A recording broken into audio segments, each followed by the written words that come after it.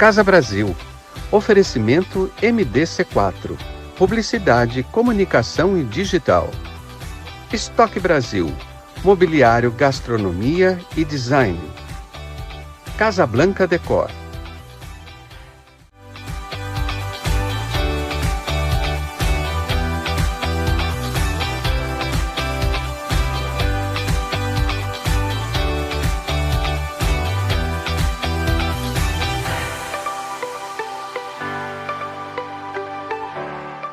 Olá pessoal, sejam bem-vindos ao Casa Brasil, o segundo inédito do ano. A semana passada, se você não acompanhou, a gente fala um pouquinho sobre política, porque não dá para falar nesse momento, né? A gente teve que falar um pouquinho sobre os fatos que têm acontecido no Brasil e até no mundo. Hoje eu tenho um convidado muito especial que a gente vai dar um prosseguimento a esse assunto, mas de uma maneira leve, gostosa e que leve a gente a pensar, porque o que a gente está precisando é se autoanalisar e pensar. Eu conheci meu convidado há 2, 3 dias atrás e a gente se identificou muito, foi muito rápido isso. Eu falei, quer participar do programa? Vem falar comigo. E ele topou. Está aqui comigo o Eduardo Fávaro, que é psicanalista. E há quantos anos, Eduardo? Há 6 anos. 6 anos psicanalista. 6 anos. E olha, ele fala com uma propriedade sobre o ser humano. Trouxe aqui um livro do Freud embaixo do braço, que é um livro especial e vocês vão entender um pouquinho isso. Obrigado por ter vindo, viu, Eduardo? Obrigado a você, Denise. Gostoso. Muito obrigado pelo convite. Que bom. Pedir um café, a gente vai tomando café, tomando uma água. E o que a gente quer é te fazer uma boa companhia e que esse nosso tempo seja útil, que esse tempo seja de reflexão para você, para sua família, para nós também, porque quando a gente tenta passar alguma coisa para vocês, a gente aprende muito. Claro, né, Eduardo? com certeza. E eu recebo pessoas tão bacanas nesse sentido. Eduardo, eu te chamei como um convite, você te conheci aqui na Estoque Brasil e a gente começou a conversar e eu falei, Eduardo, eu queria tanto falar com um psicólogo sobre comportamento de massas, né? Quando as pessoas se juntam, o que elas são capazes de fazer. E a gente pode falar disso, Eduardo, historicamente, não? Sim. Porque na história da humanidade, os comportamentos de massa são presentes e chegam a extremos, não é? Sem dúvida. Até atravessar o mar abrir e passar um povo inteiro por dentro do mar, e isso é bíblico. Sem dúvida. Aí, confia em mim. Confia em mim. É isso? Se não fosse Moisés, ninguém passava? Exatamente. Por quê? Esse comportamento de massa, né, ele é uma característica do ser humano. O ser humano, ele precisa de um líder, né? Ele tem essa característica, ele sozinho ele não se faz, ele precisa sempre de uma referência. Então, como você citou, né? Quando você tem um líder, a massa, ela se identifica com esse líder, ela acredita nesse líder, ela investe uma confiança no líder e acaba fazendo aquilo que ele propõe, né? Então, nós temos, ao longo da história, né, vários exemplos. Você citou Moisés, nós temos o caso... Eu fui bem lá atrás, né?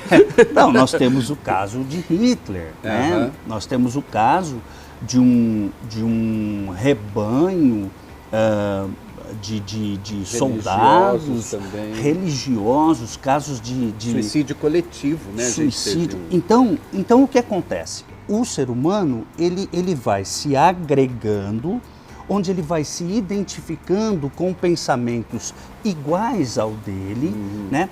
E aí ele vai se fortalecendo, ele vai tendo naquele grupo uma força da qual ele não teria sozinho.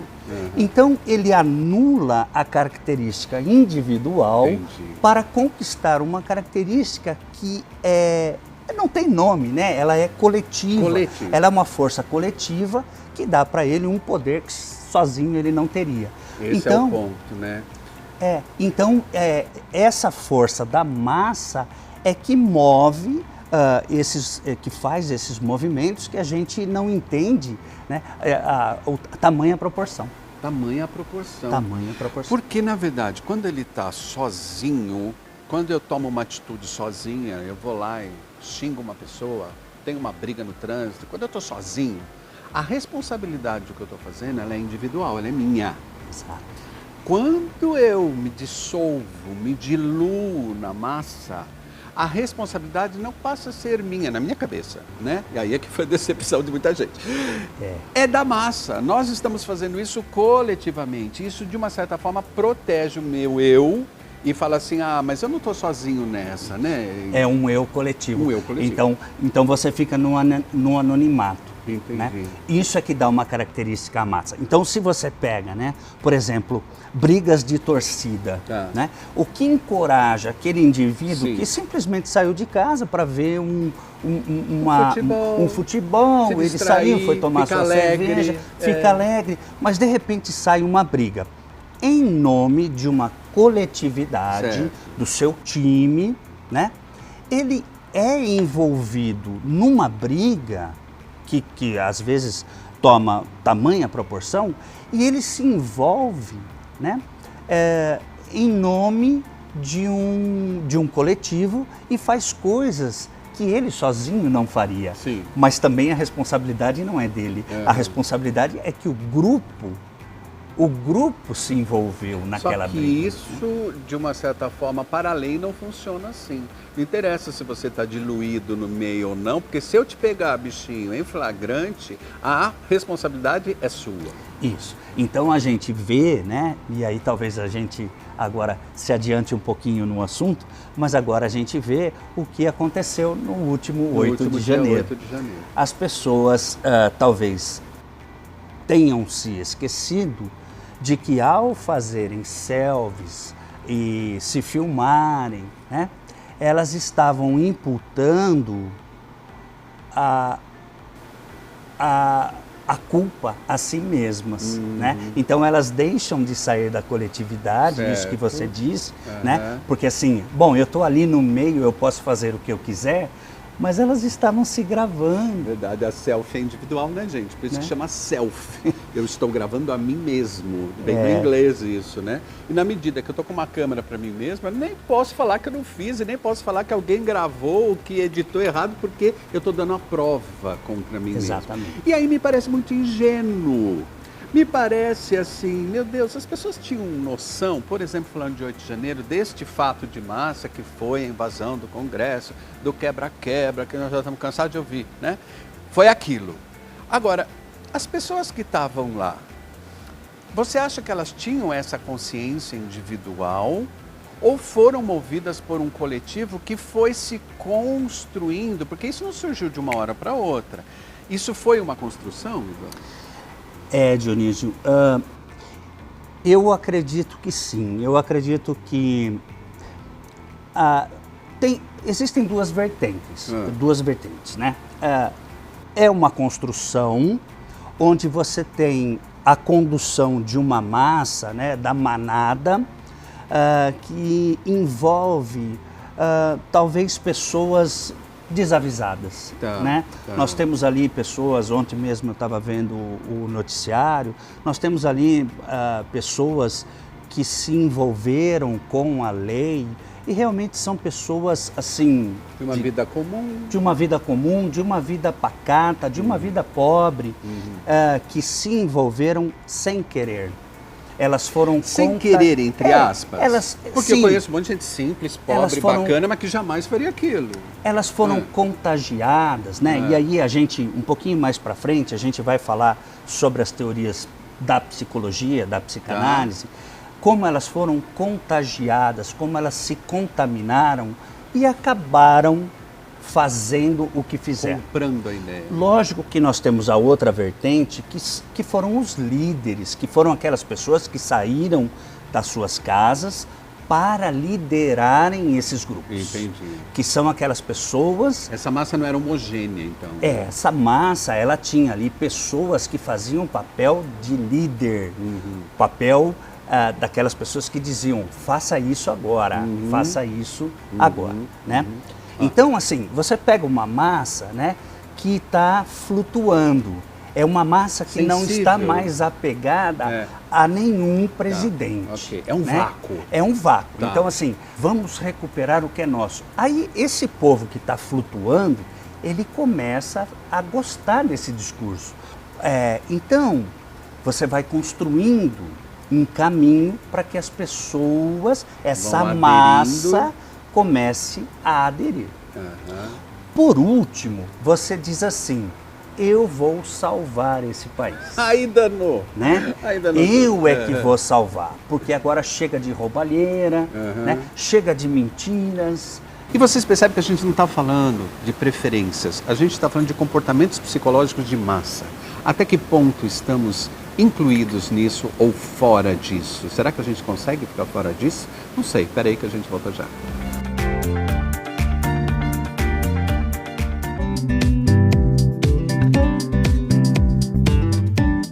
Olá pessoal, estou aqui hoje para apresentar o Casa Solidária desse mês, que é o Força Jovem. Quem vai apresentar para você esse trabalho lindo é a Gabriela, que é linda como grupo. Fala, Gabriela. Bom, gente, o Força Jovem ele é um grupo solidário. Ele foi originado simplesmente na vontade de ajudar em 2015. E nosso foco é ajudar as pessoas em situação de vulnerabilidade, na real necessidade dela, e desenvolver essas pessoas para ter uma estabilidade financeira e não depender mais do grupo. Nossas ações são voltadas para todos os tipos de vertentes e frentes, então vocês podem ajudar da maneira que for, contribuindo da maneira que podem. Nosso Instagram é @grupoforcajovem 2_, e vocês podem ajudar também entrando em contato com os telefones que estão aqui embaixo. Muito obrigada pela oportunidade.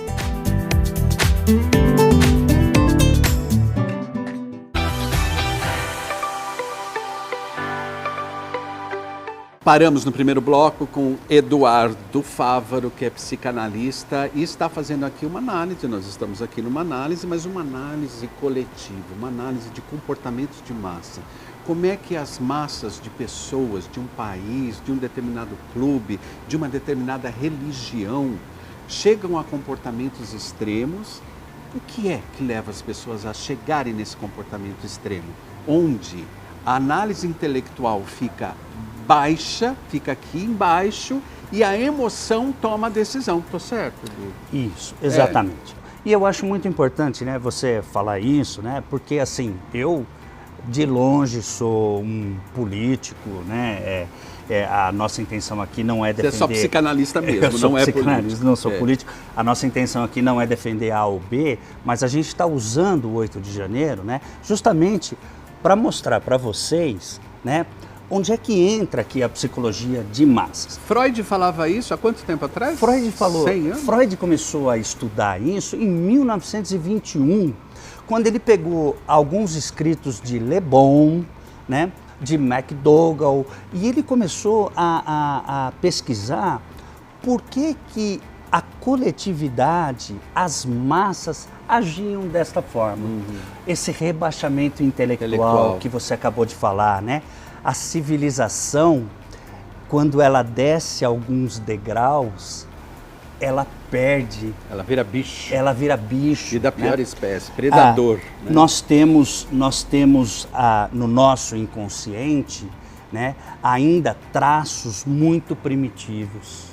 Nós trazemos ainda lá de trás dos nossos ancestrais, dos nossos confrontos com mamutes, nas nossas guerras civilizatórias, nós temos traços muito agressivos, nós temos muito ódio. E isso...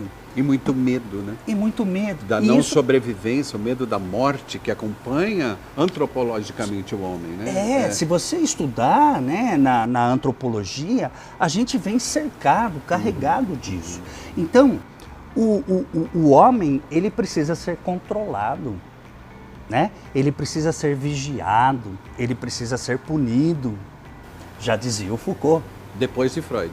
Depois de Freud. O Freud vem e levanta essa poeira toda. O Freud estudou Falaram, isso. o homem não é tão bonzinho assim, as pessoas não são tão legaisinhas assim, todo mundo quer sobreviver. Se para sobreviver ele precisar pisar no pescocinho do outro, ele vai pisar. Vai pisar. Porque o Freud traz pra gente o que existe de pior dentro da genética psicológica humana, não é? Aí Foucault é que veio falando assim, então a gente precisa ser vigiado, a gente precisa ser controlado. Então, né, Dionísio, naquele desenvolvimento que eu vinha fazendo no primeiro bloco, né, era tudo mesmo para a gente entrar com a psicologia, né, com a psicanálise, com o que Freud estudou. E aí ele disse assim, bom, então por que tudo isso acontece? Bom, acontece que quando você tem essa necessidade de buscar um líder, e esse líder vai satisfazendo os seus desejos, né? Você vai se identificando com ele. Identificar-se com alguém significa tornar-se igual. Você se torna igual a ele, né? Então, quando ele diz... Nossa, aí né? entra totem e tabu, né? Eu quero ser igual ao meu pai. Se meu pai é assim, ele fala para eu fazer isso, eu vou fazer, porque eu quero ser tão poderoso quanto meu pai. Aí é o ponto? Esse é o ponto. Então, eu quero me tornar igual ao meu pai, eu quero me tornar igual ao meu tio, eu quero ser igual a este ídolo, né, que eu tenho. Então, você quer se tornar igual a ele, né? Você se identifica. Muito bem. Só que é a massa que está se identificando. É a massa que está entrando naquele discurso.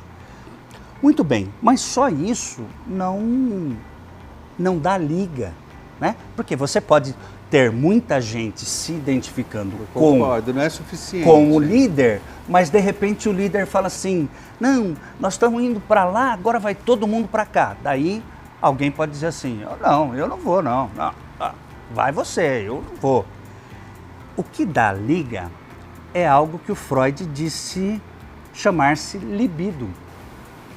Então, mais do que eu me identificar com o líder, é eu colocar o meu amor, é eu me apaixonar, é ter tesão por aquilo. É eu ter o tesão.